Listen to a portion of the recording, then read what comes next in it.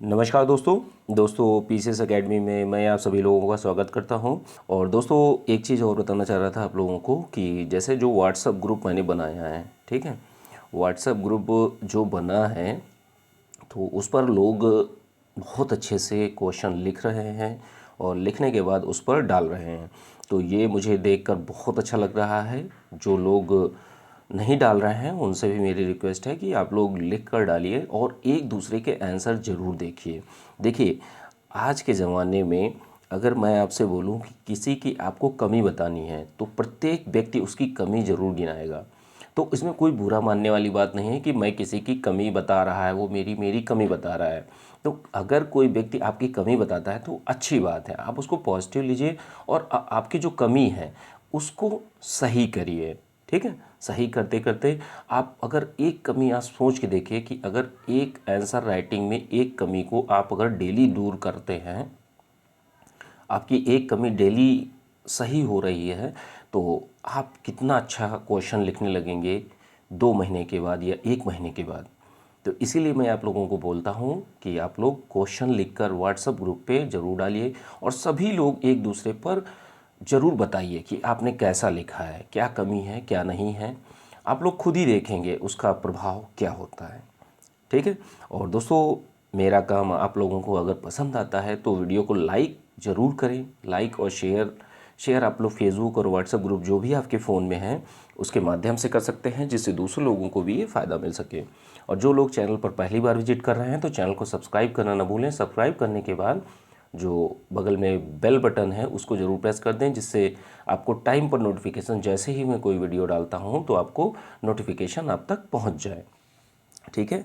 और answer writing चल रही थी और दोस्तों जो क्वेश्चन पूछा गया है उसके अकॉर्डिंग आप लोगों को बताना है। जो भी चीज़ें हैं, जो चीज़ें पूछी गई हैं उसी को आप लोगों को बताना है। ठीक है, ध्यान रखिएगा। आज का प्रश्न क्या है? प्रश्न है कृत्रिम बुद्धिमत्ता, जिसको आर्टिफिशियल इंटेलिजेंस बोलते हैं, क्या है। सबसे पहले तो बताना है कृत्रिम बुद्धिमत्ता क्या है और इसके महत्व को बताते हुए इसके अनुप्रयोगों का भी वर्णन करना है। ठीक है, तो अब सारी चीज़ें आपको बतानी हैं इसके बारे में कि कृत्रिम बुद्धिमत्ता क्या होती है। ठीक है, मशीन लर्निंग जिसको बोलता है, इसके सुझावों को किस तरीके से हमारे देश में लागू किया जाना है, तो इस तरीके से देखना है आप लोगों को आर्टिफिशियल इंटेलिजेंस। अब देखिए, आर्टिफिशियल इंटेलिजेंस या कृत्रिम बुद्धिमत्ता क्या होती है। मशीन, जैसे कोई एक मशीन होती है तो उसका क्या है, वो अपने आप में डिसीजन लेने लगे या अपने आप में कोई बात सोचने लगे, सोच के बोले। ठीक है, तो सोचना, समझना और सीखना, जैसे वो सोचे भी, समझे भी चीज़ों को और सीखे भी, और कोई भी समस्या अगर उसके सामने आती है तो वो समाधान भी कर सके, उसका निर्णय क्षमता हो, उसके अंदर एक डिसीजन मेकिंग पावर हो। ठीक है, और ये मशीन किसी भी प्रकार की हो सकती है, वो कंप्यूटर भी हो सकता है, और जैसे कंप्यूटर होता है, कंप्यूटर गणना करता है, ठीक है, और स्वयं में एक डिसीजन करके गणना करके दे देता है, लेकिन उसके सेंस नहीं होता, उसमें जो चीज़ें की गई हैं वही चीज़ें वो देता है। तो अब आर्टिफिशियल इंटेलिजेंस का मतलब ये हो गया कि वो एक व्यक्ति की तरीके से कार्य करे। जो भी एक मशीन है या रोबोट भी हो सकता है, तो जो भी चीज़ है वो आपका एक रोबोट की तरीके से या खुद डिसीजन ले, चीज़ों को समझे, जो अगले से रिस्पॉन्स आया उसको वो खुद रिस्पॉन्ड करे, किसी के ऊपर डिपेंड ना रहे, तो वो होती है आर्टिफिशियल इंटेलिजेंस। कई मूवियों में भी आप लोगों ने देखा होगा कि जैसे कोई एक ए नाम का व्यक्ति है, वो कमरे के अंदर एंट्री मारता है, तो जैसे ही वो एंट्री मारता है लाइट जल जाती है, आवाज़ आती है, वेलकम, उसका नाम आता है, जो भी है, तो वो बात करता है, ये इनका फ़ोन आया था, इनका ये हुआ। ये है आर्टिफिशियल इंटेलिजेंस। रोबोट होता है, रोबोट आप लोग जानते होंगे, रोबोट। तो रोबोट क्या है? ये आर्टिफिशियल इंटेलिजेंस का एक बहुत अच्छा एग्जाम्पल है। ठीक है, रोबोट भी है। आर्टिफिशियल इंटेलिजेंस अगर बिल्कुल निम्न शब्दों में कहे या बिल्कुल निचले शब्दों में कहे, छोटे शब्दों में कहे, तो किसी भी व्यक्ति, मतलब कोई भी ऐसी मशीन जो स्वयं में डिसीजन ले, स्वयं में चीज़ों को कार्य करे, समझे, बूझे और एक डिसीजन दे, तो वो क्या है, आर्टिफिशियल इंटेलिजेंस का उसमें उपयोग किया जाता है। ठीक है, ये तो बात आ गई जो आपकी आर्टिफिशियल इंटेलिजेंस है। ठीक है, अब यह एक कंप्यूटर भी हो सकता है। ठीक है, एक मानव बुद्धि के तरीके से वह मशीन काम करे, जैसे हमारा दिमाग होता है, मस्तिष्क होता है, तो उसकी तरीके से कार्य करना स्टार्ट कर दे वो मशीन। ध्यान रखिएगा, मशीन की बात हो रही है। तो अब देखिए, हम लोगों ने अभी समझा कृत्रिम बुद्धिमत्ता क्या होती है, जिसको हम लोगों ने क्रिएट किया है। ठीक है, मनुष्यों ने क्रिएट किया है, तो वो है कृत्रिम बुद्धिमत्ता। इसके बारे में हम लोगों ने जाना। अब इसके महत्व को भी बताते हुए इसके अनुप्रयोग बताने हैं। तो महत्व में देख लेते हैं, महत्व में कौन कौन से हैं। जैसे देखिए, पूंजी और श्रम कम लगेगा। कैसे कम लगेगा? जब कंप्यूटर नहीं था तो बहुत सारे लोग ढेर सारे काम को करने के लिए एक कंपनी में 100 लोग लगते थे। ध्यान रखिएगा, 100 लोग एक कंपनी में लगते थे एक कार्य को करने के लिए। अब उसी कार्य को मशीन ने क्या किया, एक कंप्यूटर अकेले वो गणना करता है, एक ही व्यक्ति चाहिए। तो ये है क्या, श्रम की बचत है, पूंजी की बचत है। ठीक है, दोनों चीज़ें हैं। और जैसे जो कंपनी है, कंपनी का एक जो कैपिटल थी उसकी भी बचत होने लगी। ध्यान रखिएगा। ठीक है, तो दोनों चीज़ों की बचत हो रही ना, तो ये है पूंजी और श्रम दोनों की बचत हो रही है। और कार्य जो आउटपुट था, इनपुट हमने बहुत थोड़ा दिया लेकिन आउटपुट बहुत ज़्यादा आ रहा है। ठीक है, हमारे श्रम की भी बचत हो रही, पूंजी जो कैपिटल थी उस कंपनी की, पर्टिकुलर कंपनी की या देश की, सरकार की, तो वो भी बचत हो रही है। अगला पॉइंट कौन सा है, नवाचार का प्रसार होता है। कृत्रिम बुद्धिमत्ता से क्या है, नई नई चीज़ें, एक इनोवेशन आती है कि हमने नई चीज़ की। जैसे आप ही सोच के देखिए, आपके रूम में एक मशीन लगी हुई है, ऑटोमेटिक मशीन, जो खुद से डिसीजन लेती है कि जैसे ही आपने एंट्री मारी उसने दरवाज़ा खोल दिया, उसने बोला आपने ये काम करना है, इस समय करना है, आपने उससे पूछा कि क्या ये सही समय है चाय पीने का, तो वो जवाब देगी हाँ है। तो ये सारी चीज़ें, जब चीज़ें मशीन में फीड की गई हैं, तो वो हमारे देश के लिहाज से बहुत अच्छा है। नवाचार का प्रसार भी होता है। अब देखिए, जैसे कुछ जटिल भौतिक कार्य होते हैं। क्या होते हैं? कुछ जटिल भौतिक कार्य। तो कौन से कार्य हो सकते हैं कि जैसे कहते हैं कि एक अभी हाल ही में एक रिसर्च हुई है, एक अध्ययन हुआ है, तो गूगल का एक न्यूरल नेटवर्क है। तो उसने क्या किया है कि एक त्वचा, जो आपकी त्वचा होती है, त्वचा विशेषज्ञों की तुलना में अधिक सटीकता से कैंसर के कारण होने वाली जो त्वची भागों की पहचान करने में इसने सफलता पाई है। ठीक है, इस न्यूरल नेटवर्क ने, ध्यान रखिएगा, जो गूगल का न्यूरल नेटवर्क है उसने क्या किया है कि त्वचा विशेषज्ञों की तुलना में, जैसे जो स्किन स्पेशलिस्ट होते हैं, उनसे अधिक एक सटीकता के साथ, एक विशेषज्ञता के साथ, अधिक सटीकता के साथ कैंसर का पता लगाने में पहचान की है। ठीक है, त्वची जो डिस्टर्बेंस होता है या त्वचा से रिलेटेड कोई भी रोग होता है, तो उसको पहचान करने में इसने मदद की है। ठीक है, ये हो गया। अब अगला क्या है, गुणवत्तापूर्ण स्वास्थ्य सुविधाएं। अब ये किस तरीके से हैं कि इनका महत्व कृत्रिम बुद्धिमत्ता में कैसे होगा। जैसे आप खुद सोच के देखिए कि एक व्यक्ति, एक डॉक्टर होता है। अब डॉक्टर को जो जो चीज़ें पढ़ाई गई हैं, एक डॉक्टर को जो जो चीज़ें पढ़ाई गई हैं वो एक मशीन में हमने डाल दी, एक रोबोट में डाल दी या एक मशीन सिस्टम में डाल दी। अब वो इंस्ट्रक्शन दे रहा है, जो भी, जैसे हमें पता लगा पीलिया किसी को हुआ तो पीलिया के लिए क्या दवाई देनी चाहिए, क्या नहीं देनी चाहिए, और अगर उससे कुछ भी एक डिसीजन पूछता है तो वो बताएगा। स्वास्थ्य सुविधाओं में डॉक्टरों की जो कमी है हमारे देश में, उसको भी पूरा कर सकता है। कोई भी चीज़ें हैं स्वास्थ्य रिलेटेड, उनकी पहचान, कोई रोग है, इंटरनल रोग है, एक्सटर्नल रोग है, तो उसकी पहचान कर सकता है। तो वो चीज़ें, उसमें इतना ज़्यादा आर्टिफिशियल इंटेलिजेंस भरा गया है। ठीक है, तो ये क्या होगा, गुणवत्तापूर्ण स्वास्थ्य सुविधाएं उपलब्ध होगी। अब सोच के देखिए कि गाँव में आज भी बहुत सारी जगह डॉक्टर नहीं है, तो हमने क्या किया, हमने ये चीज़ें लगा दी, मशीन सिस्टम को अप्लाई कर दिया। अब जिसको भी कोई दिक्कत है तो उसने ये इंस्ट्रक्शन दे दिए, ये हमें ये दवा देनी है इसमें। ठीक है, आप जाते हैं मेडिकल स्टोर से वो चीज़ ले आते हैं। मेडिकल स्टोरों पर भी आप अच्छे से कार्य कर सकते हैं। ठीक है, हॉस्पिटल्स में देख रेख के लिए आया होते हैं और वार्ड बॉय होते हैं, तो इनके जगह पर हम मशीन इंटेलिजेंस का फ़ायदा ले सकते हैं। आर्टिफिशियल इंटेलिजेंस का उपयोग बहुत बेहतरी के साथ में कर सकते हैं। अब देखिए अगला पॉइंट कौन सा है। अगला पॉइंट है कृषकों हेतु रियल टाइम परामर्श मिलेगा।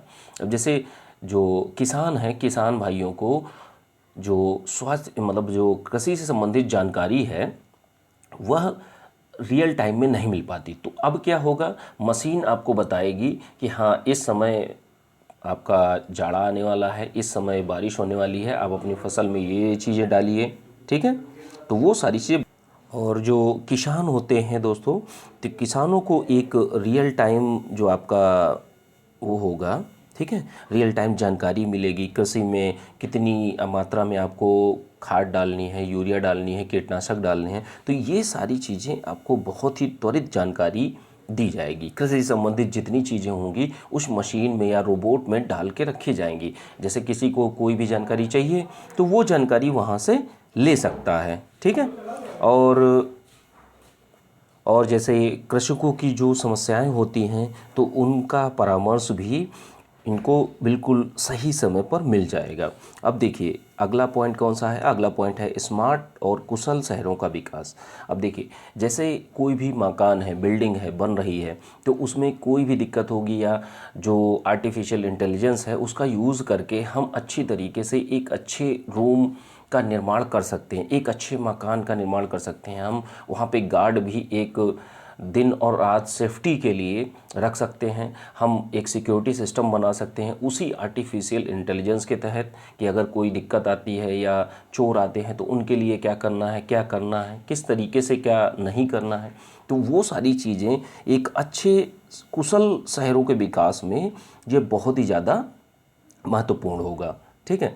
और जैसे आर्टिफिशियल इंटेलिजेंस है, यह एक जो नगरों का विकास होता है, ठीक है, नगरों का विकास, स्मार्ट शहरों का विकास, उसमें ये बहुत ही ज़्यादा बड़ा योगदान दे सकता है। अब देखिए इसके प्रयोग कौन कौन से हैं, उपयोग या अनुप्रयोग। तो सबसे बड़ी बात यही है, स्वास्थ्य देखभाल में इसका उपयोग हो सकता है, कृषि में हो सकता है, शिक्षा में, स्मार्ट शहरों के विकास में, परिवहन में, ठीक है। तो जैसे अब स्वास्थ्य देखभाल में ही मैंने बताया आप लोगों को कि स्वास्थ्य देखभाल में किस तरीके से यह योगदान दे सकता है, ठीक है। कहीं पर भी हो मशीन इंटेलिजेंस का यूज़ कर सकते हैं आप, वार्ड बॉय के रूप में या अन्य किसी रूप में आप इसका यूज़ कर सकते हैं, ठीक है।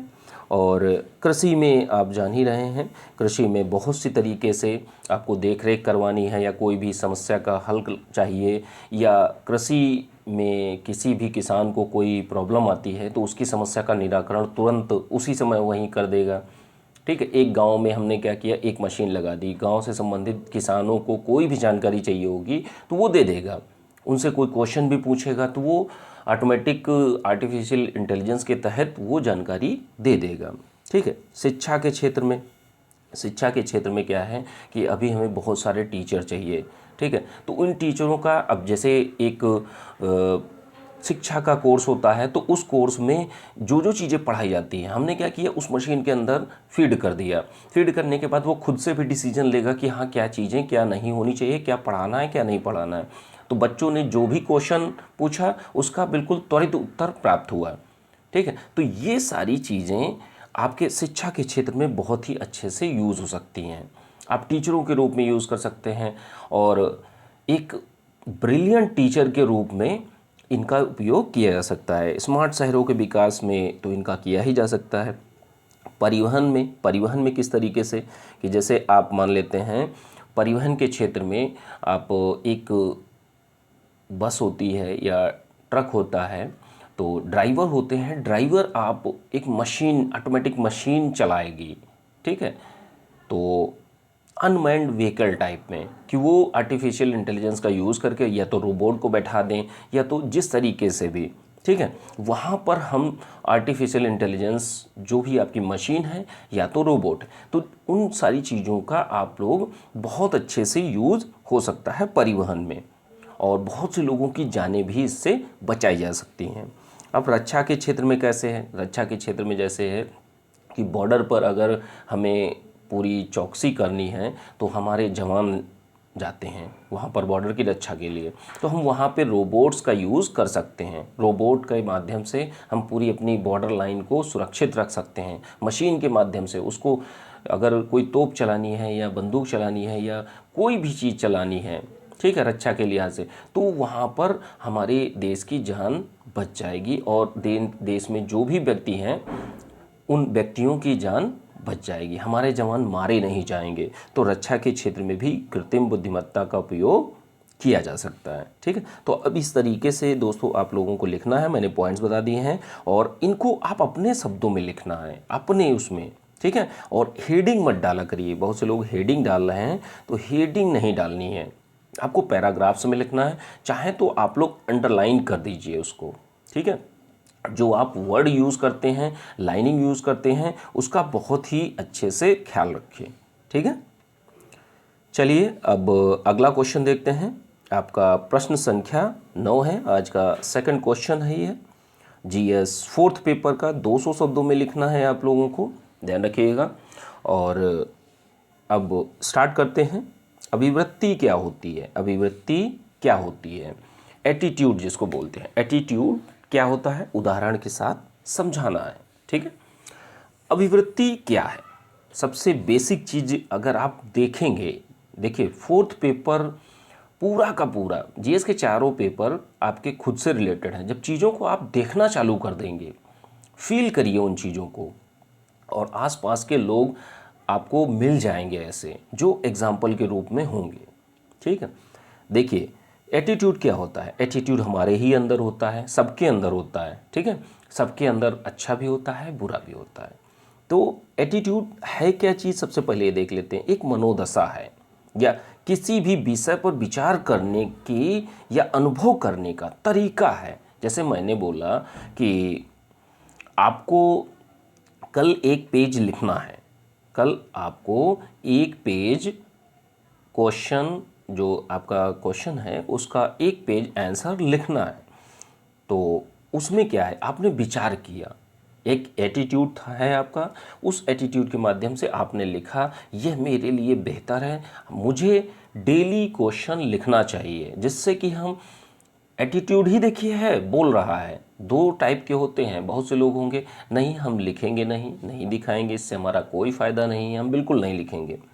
एक पॉजिटिव एटीट्यूड कौन सा है, नहीं बहुत अच्छा है, डेली अगर हम लिखेंगे, दो दो क्वेश्चन भी लिखते हैं, तो जिस समय तक मेंस होगा उस समय तक पहुंचते पहुंचते हम बहुत अच्छी स्टेज में आ चुके होंगे, हम अपनी कमियों को दूर कर चुके होंगे, क्योंकि मुख्य परीक्षा के आधार पर ही हमारी मेरिट बननी है और हमारे डिप्टी एसपी या एसडीएम बनने में ये बहुत ही ज़्यादा सहयोग करेगा।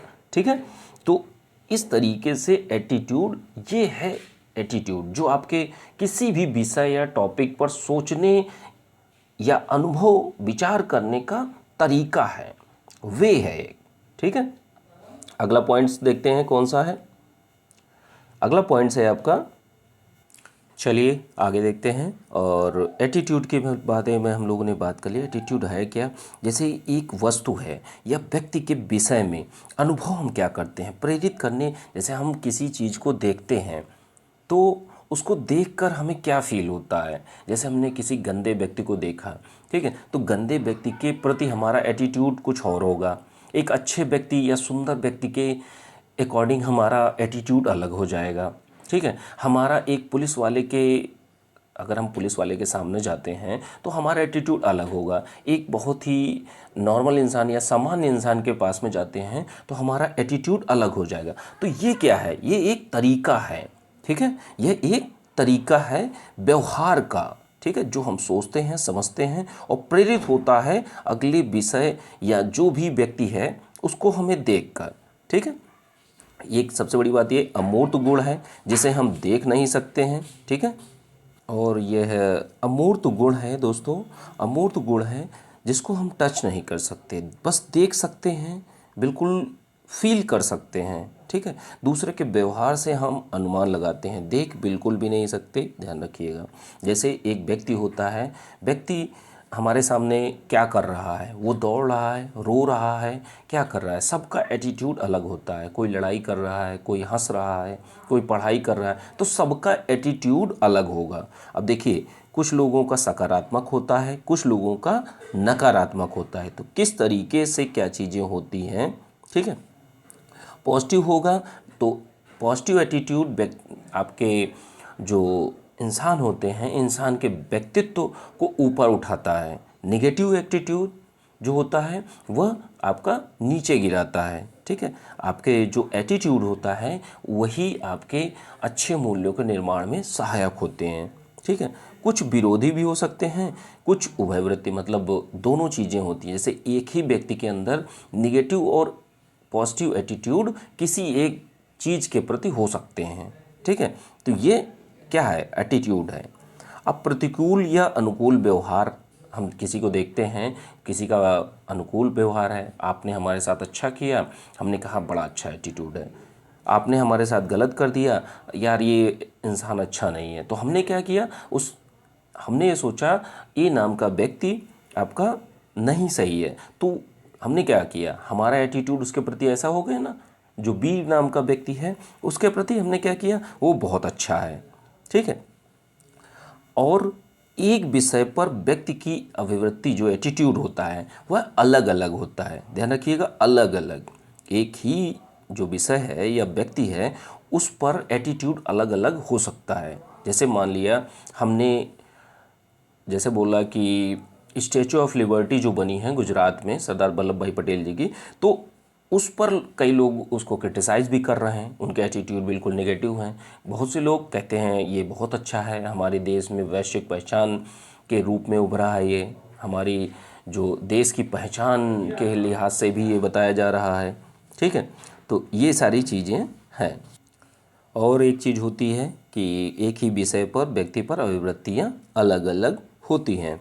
अब अगला क्या है, सामाजिक और भौतिक विषयों पर धारणाओं को यह आकार भी देता है। जैसे एटीट्यूड क्या है, हमारा एटीट्यूड है दिवाली को मनाना, अच्छे से मनाना। बहुत से लोगों को लगता होगा नहीं मनाना चाहिए, बहुत से लोगों को लगता है ईद नहीं सही है, तो बहुत से लोगों को लगता है अच्छा है। तो वो पर्टिकुलर व्यक्ति का एक ही चीज़ या वस्तु पर नज़रिया अलग अलग है। ये क्या है, उनका एटीट्यूड है, ठीक है।